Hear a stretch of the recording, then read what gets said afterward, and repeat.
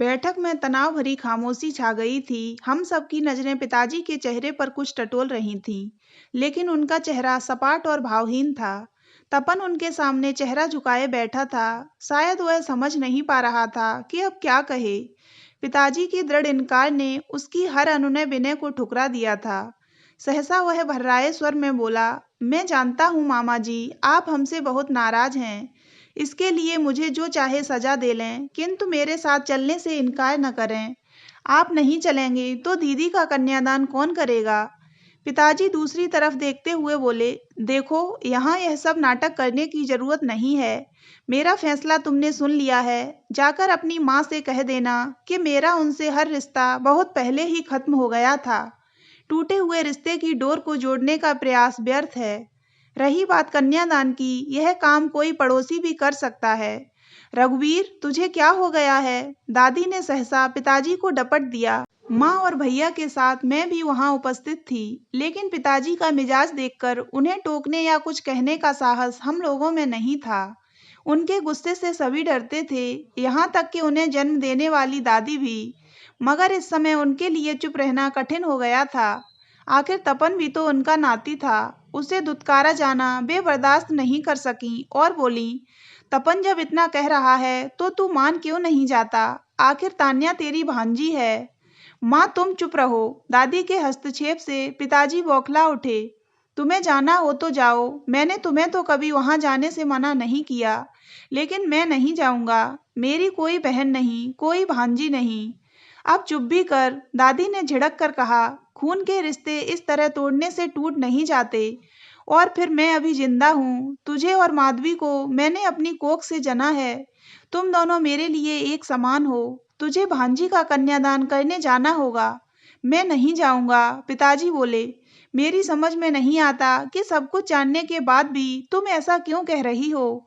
मैं तो सिर्फ इतना जानती हूँ कि माधवी मेरी बेटी है और तेरी बहन, और तुझे उसने अपनी बेटी का कन्यादान करने के लिए बुलाया है। दादी के स्वर में आवेश और खिन्नता थी। तू कैसा भाई है? क्या तेरे सीने में दिल नहीं? एक जरा सी बात को बरसों से सीने से लगाए बैठा है। जरा सी बात? पिताजी चिढ़ गए थे। जाने दो माँ, क्यों मेरा मुंह खुलवाना चाहती हो?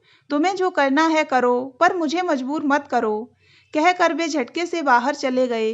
दादी एक ठंडी सांस भरकर मौन हो गईं। तपन का चेहरा यों हो गया जैसे वह अभी रो देगा। दादी उसे दिलासा देने लगी तो वह सचमुच ही उनके कंधे पर सिर रखकर फूट पड़ा। नानी जी, ऐसा क्यों हो रहा है? क्या मामा जी हमें कभी माफ नहीं करेंगे? अब लौटकर माँ को क्या मुंह दिखाऊंगा? उन्होंने तो पहले ही शंका व्यक्त की थी, पर मैंने कहा कि मामा जी को लेकर ही लौटूंगा। धैर्य रख बेटा, मैं तेरे मन की व्यथा समझती हूँ। क्या कहूँ इस रघुवीर को? इसकी अक्ल पर तो पत्थर पड़ गए हैं। अपनी ही बहन को अपना दुश्मन समझ बैठा है। दादी ने तपन के सिर पर हाथ फेरा। खैर, तू चिंता मत कर। अपनी माँ से कहना वह निश्चिंत होकर विवाह की तैयारी करें, सब ठीक हो जाएगा। मैं धीरे से तपन के पास जा बैठी और बोली, बुआ से कहना दीदी की शादी में मैं और समीर भैया भी दादी के साथ आएंगे। तपन हौले से मुस्कुरा दिया। उसे इस बात से खुशी हुई थी। वह उसी समय वापस जाने की तैयारी करने लगा। हम सब ने उसे एक दिन रुक जाने के लिए कहा। आखिर वह हमारे यहाँ पहली बार आया था।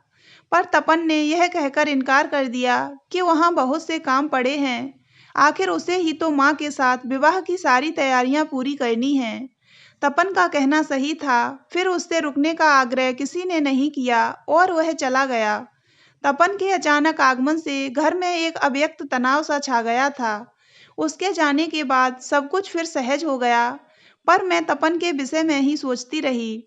वह मुझसे 2 वर्ष छोटा था, मगर परिस्थितियों ने उसे उम्र से बहुत बड़ा बना दिया था। कितनी उम्मीदें लेकर वह यहाँ आया था और किस तरह नाउम्मीद होकर गया। दादी ने उसे एक आस तो बंधा दी, पर क्या वे पिताजी के इनकार को इकरार में बदल पाएंगी? मुझे यह सवाल अंदर ही अंदर तक मथ रहा था। पिताजी के हठी स्वभाव से सभी भली भांति परिचित थे। मैं खुलकर उनसे कुछ कहने का साहस तो नहीं जुटा सकी, लेकिन मैं उनके फैसले के सख्त खिलाफ थी। दादी ने ठीक ही तो कहा था कि खून के रिश्ते तोड़ने से नहीं टूट जाते। क्या पिताजी इस बात को नहीं समझते? वे खूब समझते हैं। तब क्या यह उनके भीतर का अहंकार है, या अब तक वर्षों पूर्व हुए हादसे से उबर नहीं सके हैं। शायद दोनों ही बातें थीं। पिताजी के साथ जो कुछ भी हुआ उसे भूल पाना इतना सहज भी तो नहीं था। हाँ, वे हृदय की विशालता का परिचय देकर सब कुछ भुला तो सकते थे, किंतु यह हो नहीं सका। मैं नहीं जानती कि वास्तव में हुआ क्या था और दोष किसका था। यह घटना मेरे जन्म से भी पहले की है। मैं 20 की होने को आई हूँ।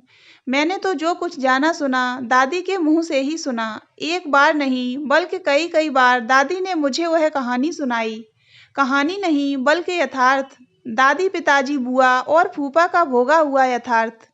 दादी कहती हैं कि फूफा बेकसूर थे, लेकिन पिताजी कहते सारा दोष उन्हीं का था। उन्होंने ही फर्म से गबन किया था।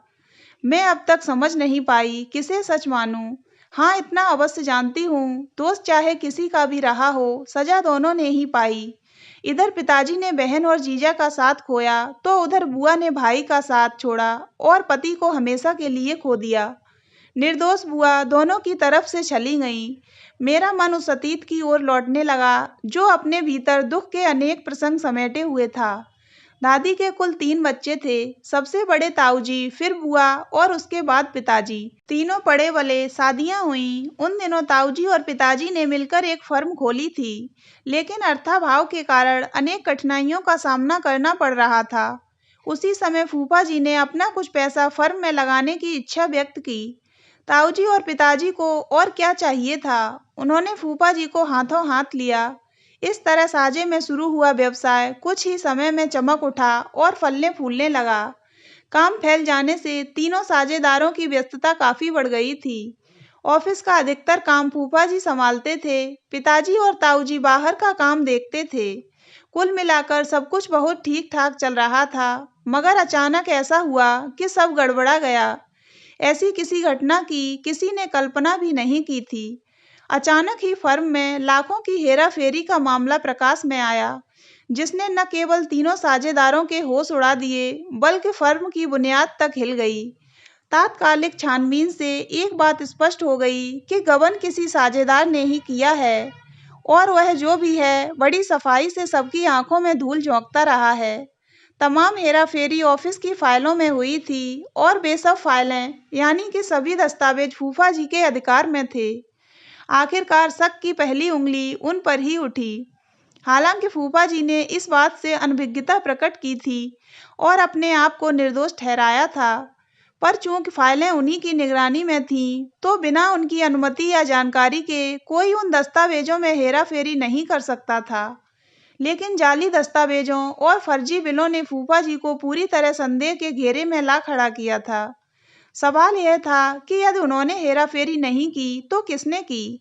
जहां तक पिताजी और ताऊजी का सवाल था, वे इस मामले से कहीं भी जुड़े हुए नहीं थे और न ही उनके खिलाफ कोई प्रमाण था। प्रमाण तो कोई फूफा जी के खिलाफ भी नहीं मिला था, लेकिन वे यह बताने की स्थिति में नहीं थे कि अगर फर्म का रुपया उन्होंने नहीं लिया तो फिर गया कहाँ। ऐसी ही दलीलों ने फूफा जी को परास्त कर दिया था। फिर भी वे सबको यही विश्वास दिलाने की कोशिश करते रहे कि वे पूरी तरह से निर्दोष हैं, और जो कुछ भी हुआ, कब हुआ, कैसे हुआ, वे नहीं जानते। इन घटनाओं ने जहां एक और पिताजी को स्तब्ध और गुमसुम बना दिया था, वहीं ताऊजी उत्तेजित थे और फूफा जी से बेहद चिढ़े थे। जब तब वे भड़क उठते। यह धीरेन तो बड़ा चालाक निकला। अब जब सच्चाई सामने आ गई है, तो दुहाई देता फिर रहा है कि निर्दोष है। क्या हम दोषी हैं? क्या यह हेराफेरी हमने की है? मुझे तो इस आदमी पर शुरू से ही शक था। इसने सब कुछ पहले ही सोचा हुआ था।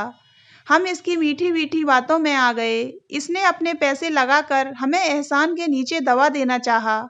सोचा होगा कि पकड़ा भी गया तो बहन का लिहाज करके हम चुप कर जाएंगे। एक बार तो ताऊजी ने यहाँ तक कह दिया था, हमें इस आदमी को पुलिस के हवाले कर देना चाहिए, लेकिन दादी ने कड़ा विरोध किया था। पिताजी को भी यह बात पसंद नहीं आई कि यदि मामला पुलिस में चला गया तो पूरे परिवार की बदनामी होगी। बात घर से बाहर न जाने पाई, लेकिन इस घटना ने 4 दीवारी के भीतर भारी उथल-पुथल मचा दी थी। घर का हर एक प्राणी त्रस्त व पीड़ित था।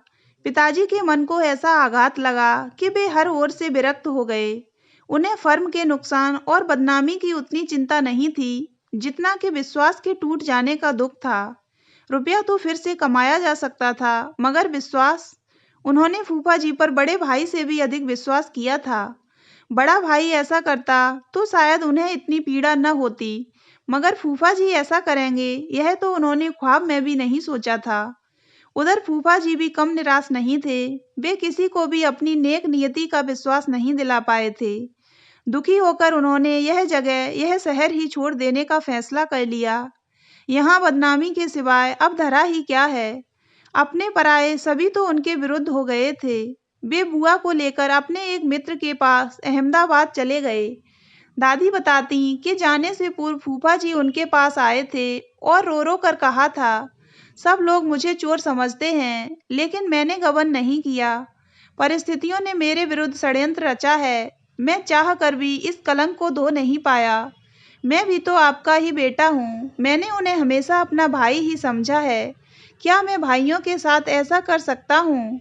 क्या आप भी मुझ पर विश्वास नहीं करती? मुझे विश्वास है बेटा, मुझे विश्वास है कि तुम वैसे नहीं हो जैसा सब समझते हैं, पर मैं भी तुम्हारी ही तरह असहाय हूँ। मगर इतना जानती हूँ कि झूठ के पैर नहीं होते।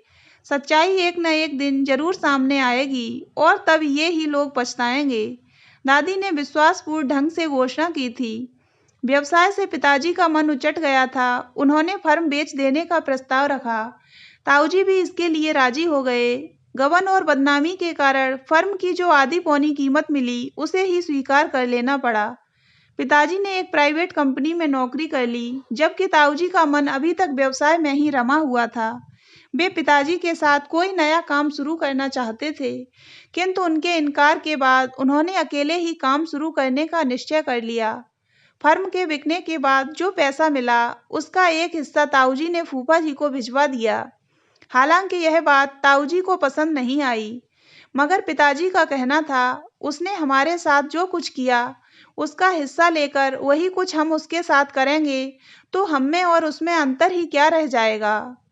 नहीं, ये पैसे मेरे लिए हराम हैं। किंतु लौटती डाक से वह ड्राफ्ट वापस आ गया था और साथ में थी फूफा जी द्वारा लिखी एक छोटी सी चिट। पैसे मैं वापस भेज रहा हूँ, इस आशा से कि आप इसे स्वीकार कर लेंगे।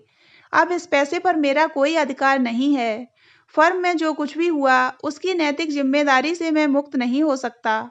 यदि इन पैसों से उस नुकसान की थोड़ी सी भी भरपाई हो जाए, तो मुझे बेहद खुशी होगी। वक्त ने साथ दिया तो मैं पाई पाई चुका दूंगा, क्योंकि जो नुकसान हुआ है वह आपका ही नहीं, हम सबका हुआ है। पत्र पढ़कर ताऊजी वितृष्णा से हंस पड़े थे और व्यंग्यात्मक स्वर में कहा था, देखा रघुवीर, सुन लो माँ, तुम्हारे दामाद ने कैसा आदर्श भगाड़ा है, चोर कहीं का। आखिर उसने सच्चाई स्वीकार कर ही ली, लेकिन अब भी अपने आप को हरिश्चंद्र साबित करने से बाज नहीं आया। पिताजी इस घटना से और भी भड़क उठे थे। उन्होंने उसी दिन आंगन में सबके सामने कसम खाई थी कि ऐसे जीजा का वे जीवन भर मुंह नहीं देखेंगे, न ही ऐसे किसी व्यक्ति से कोई संबंध रखेंगे जो उस शख्स से जुड़ा हुआ हो, फिर चाहे वह उनकी बहन ही क्यों न हो। उसके बाद वास्तव में ही पिताजी फूफा जी का मुंह न देख सके। वे यह भी भूल गए कि उनकी कोई बहन भी है। उन्होंने कभी यह जानने की कोशिश नहीं की कि वे लोग कहाँ हैं, किस हालत में हैं। तो दोस्तों, अगर आपको ये कहानी अच्छी लगी हो तो वीडियो को लाइक करें और ऐसी ही अन्य कहानियाँ सुनने के लिए हमारे चैनल को सब्सक्राइब अवश्य करें।